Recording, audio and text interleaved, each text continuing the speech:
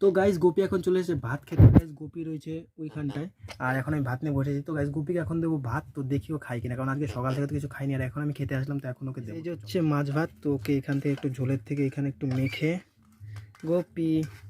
তো গাইস এই যে এইটুকু ভাত ওকে দিয়ে দেবো, কারণ ও বেশি খায় না একবারে, এইখানে দিয়ে দেবো ভাত। ওই যে হচ্ছে গোপী। গাইস খাওয়ার আগে এরকম 2-3 বার মুখটা মুছে নেয়। তো গাইস ওই যে খাওয়া শুরু করে দিয়েছে গোপী, ওইখানে মাছ ভাত।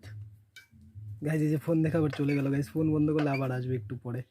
খা খা খা খা, পাকা বুড়ি, দুতু বুড়ি।